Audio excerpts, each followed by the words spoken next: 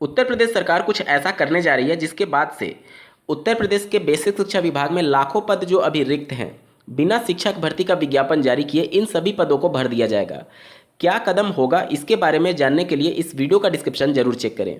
साथ ही आप career bit के ऑफिशियल दूसरे चैनल व्यू बिट को जरूर सब्सक्राइब कर लें, क्योंकि कुछ खबरें आपको वहां पर प्रकाशित की जा रही हैं इस लिहाज से कि इन केस अगर इस चैनल को कुछ हो गया तो आपसे कनेक्टिविटी बनी रहे। इस वजह से ज़रूरी ये है कि अगर आप करियर बिट से हमेशा जुड़े रहना चाहते हैं तो दोनों चैनल को जरूर सब्सक्राइब कर लीजिए। कुछ खबरें वहां भी प्रकाशित की जा रही हैं, कुछ खबरें यहाँ भी प्रकाशित की जा रही हैं। तो सभी खबरों को डिटेल में समझने के लिए आप दोनों चैनल को मेक श्योर कि आपने सब्सक्राइब कर लिया और बेल आइकन को प्रेस कर लिया है। चैनल का लिंक आपको डिस्क्रिप्शन में मिलेगा, डिस्क्रिप्शन से जाकर के आप सब्सक्राइब कर लीजिएगा। चलिए इस वीडियो पर हम लोग बात करते हैं। यूपी टेट और सी टेट की परीक्षा में अगर आप इस बार सम्मिलित होने जा रहे हैं तो हर हाल में कोशिश करिएगा कि इस परीक्षा को पहली बार अटेम्प्ट में ही पास कर लिया जाए, क्योंकि अगर आपने इस बार पास नहीं किया तो अगले वर्ष से कुछ चेंजेज होने जा रहे हैं, जिसके बाद से बहुत मुश्किल हो जाएगा। नामुमकिन तो नहीं होगा, लेकिन मुश्किल जरूर हो जाएगा यूपी टेट और सी टेट की परीक्षा पास करना। क्या है ऐसे बदलाव जिस पर एनसीटी, राष्ट्रीय शिक्षा नीति, प्रदेश सरकार और बेसिक शिक्षा के अधिकारी कार्य कर रहे हैं, जिसे आपको जानना बेहद जरूरी है। अंत तक जरूर जुड़े रहेगा बिना किसी पार्ट को स्किप किए हुए। नमस्कार दोस्तों, मेरा नाम है नीरज और आप देख रहे हैं करियर बिट यूट्यूब चैनल। अगर आप इस चैनल पर पहली बार विजिट कर रहे हैं तो इसको सब्सक्राइब करते हुए बेल आइकन को प्रेस करना ना भूलें। जैसा कि आपको ज्ञात होगा, राष्ट्रीय शिक्षा नीति 2020 में बहुत छोटे छोटे पॉइंट्स लेकिन ज़रूरी पॉइंट्स पर बात की गई है, जिसमें डिजिटलाइजेशन मतलब कि शिक्षा में कंप्यूटर को ज़्यादा महत्व देने की बात की गई है। उसी के तर्ज पर सीबीएसई के द्वारा सीटेट 2021 की परीक्षा ऑनलाइन मोड में कंडक्ट कराई जा रही है। आने वाला जो दशक होगा वो पूरी तरीके से कंप्यूटर पर आधारित होने वाला है। पूरी तरीके से टेक्नोलॉजी का यूज किया जाए शिक्षा में, इसके लिए राष्ट्रीय शिक्षा नीति 2021 बात कर रही है और सीबीएसई ने इस प्रावधान को इसी वर्ष से लागू करते हुए ऑनलाइन परीक्षा प्रारंभ कर दी है। इसके अलावा राष्ट्रीय शिक्षा नीति 2020 में एक और महत्वपूर्ण पॉइंट मेंशन किया गया था कि क्षेत्रीय भाषा में ही शिक्षा प्रारंभिक स्तर पर दी जाए। आप देखेंगे उत्तर प्रदेश में पहले इंग्लिश मीडियम मॉडल स्कूल चलते थे, लेकिन इस राष्ट्रीय शिक्षा नीति 2020 के बाद से माननीय बेसिक शिक्षा मंत्री जी ने उन सभी मॉडल स्कूल को फिर से हिंदी मीडियम स्कूल में कन्वर्ट कर दिया। मतलब अब वहाँ पे इंग्लिश माध्यम में पढ़ाई नहीं होगी, क्योंकि राष्ट्रीय शिक्षा नीति 2020 ये कह रही है कि क्षेत्रीय भाषा पर ज़्यादा जोर दिया जाए। इसके बाद से एक राज्य ने अपने यहाँ के टीचर एलिजिबिलिटी टेस्ट में क्षेत्रीय भाषा में क्वालिफाइंग मार्क्स को भी डिसाइड कर दिया है। स्क्रीन पर आप एक आर्टिकल देख पा रहे होंगे, शिक्षक भर्ती के लिए क्षेत्रीय भाषा जरूरी, प्रारंभिक शिक्षकों की नियुक्ति की नियमावली तैयार, जनजातीय और क्षेत्रीय भाषाओं में 30% अंक लाना होगा अनिवार्य। अब आप देख लीजिए कि जो क्षेत्रीय भाषा है उस पर राष्ट्रीय शिक्षा नीति 2020 भी जोर दे रही है और अन्य राज्य सरकारें भी इसमें क्वालिफाइंग मार्क्स को डिसाइड कर रही हैं कि आप इतने प्रतिशत पाएंगे तभी जाकर के आप क्वालिफाई होंगे। अभी सीबीएसई के द्वारा आयोजित होने वाले सीटेट और यूपी टेट में ऐसी कोई भी बाध्यता नहीं है भाषा को लेकर के, लेकिन भविष्य में ऐसा कुछ हो सकता है जिस प्रकार से अन्य राज्य इस पर कार्य कर रहे हैं।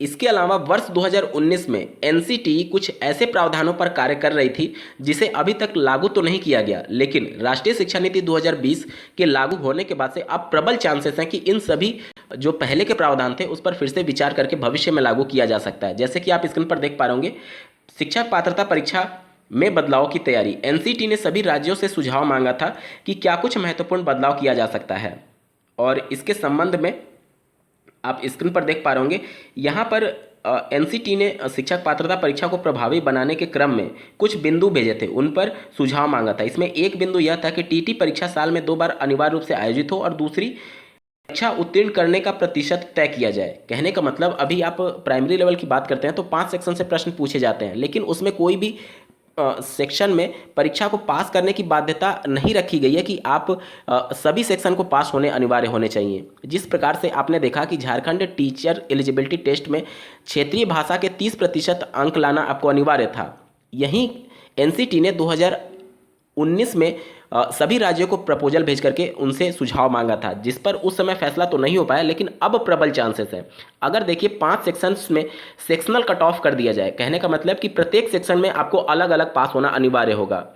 जैसे कि अगर जनरल कैंडिडेट की बात की जाए तो 60% पासिंग मार्क्स होता है अभी, 150 का 60% यानी 90 अंक लाना अनिवार्य होता है। हो सकता है भविष्य में जाकर के यही 60% प्रत्येक सेक्शन में क्वालिफाइंग मार्क्स तय कर दिया जाए। कहने का मतलब 30 प्रश्न पूछे जाते हैं, 30 प्रश्नों का 60% निकालेंगे तो 18 अंक अगर आप पाएंगे तब जाकर के उस पर्टिकुलर सेक्शन में क्वालिफाई माने जाएंगे। और इसी प्रकार के प्रपोजल पर एनसीटी लगातार पिछले 2 से 3 सालों से कार्य कर रही है और अब राष्ट्रीय शिक्षा नीति 2020 लागू होने के बाद से प्रबल चांसेस हैं कि भविष्य में जाकर के ये सभी प्रावधान लागू किए भी जा सकते हैं, क्योंकि राष्ट्रीय शिक्षा नीति 2020 यूपी टेट यानी कि टीचर एलिजिबिलिटी टेस्ट को बहुत ज़्यादा स्ट्रॉन्ग करने की बात कर रही है और इसके नंबर को भी तवज्जो देने की बात कर रही है। इसके अलावा निगेटिव मार्किंग पर भी विचार किया जा सकता है।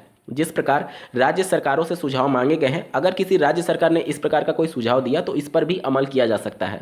तो 2 महत्वपूर्ण बदलाव भविष्य में जाकर के हो सकते हैं। पहला तो ये सीबीएसई के द्वारा जो ऑनलाइन मोड में परीक्षा कराना शुरू किया गया, सभी राज्य धीरे धीरे अब ऑनलाइन मोड में परीक्षा को शिफ्ट करेंगे। दूसरा बदलाव ये होगा कि सेक्शनल कट ऑफ लागू किया जा सकता है भविष्य में जाकर के, मतलब प्रत्येक सेक्शन में एक क्वालिफाइंग मार्क्स सेट कर दिया जाएगा। अगर आप उस क्वालिफाइंग मार्क्स को टच नहीं करते हैं, भले ही ओवरऑल 90 अंक पा गए और कैटेगरी में 82 अंक पा गए, लेकिन पर्टिकुलर किसी सेक्शन में अगर आप क्वालिफाइंग मार्क्स को टच नहीं करते हैं तो आपको फेल माना जाएगा। ये प्रपोजल 2-3 साल पहले से ही एनसीटी ने सभी राज्यों को भेजा था और किसी राज्य के द्वारा नेगेटिव मार्किंग पर भी अगर प्रपोजल भेज दिया गया तो एनसीटी उसे भी स्वीकार कर सकती है। तो कुल मिलाकर के ये सभी चेंजेस के लिए आपको भविष्य में तैयार रहना होगा और इस बार की परीक्षा में ऐसी कोई भी बाध्यता नहीं है। तो अगर आप पहली बार सम्मिलित हो रहे हैं या फिर पहले क्वालिफाई हो चुके हैं और नंबर बढ़ाने के लिए सम्मिलित हो रहे हैं तो आपको विशेष तौर पर ध्यान देकर के इस बार में ही पहली अटेम्प्ट में ही आप परीक्षा पास कर लें, अन्यथा भविष्य में जाकर के बहुत ज़्यादा कुछ चेंजेस देखने को मिलेंगे जिस प्रकार से लगातार शिक्षा विभाग में चेंजेस किए जा रहे हैं। उम्मीद करता हूं आप सभी को ये इन्फॉर्मेशन अच्छी लगी होगी। साथ ही कैरियर बिट के दूसरे यूट्यूब चैनल व्यू बिट को आप जरूर सब्सक्राइब करें, लिंक डिस्क्रिप्शन में है, और इस चैनल को भी सब्सक्राइब जरूर करके रखें अगर आप शिक्षा जगत से जुड़े सभी खबरों को डिटेल में समझना चाहते हैं। इस वीडियो को अंत तक देखने के लिए आपका बहुत बहुत धन्यवाद। भगवान करे आपका दिन शुभ हो।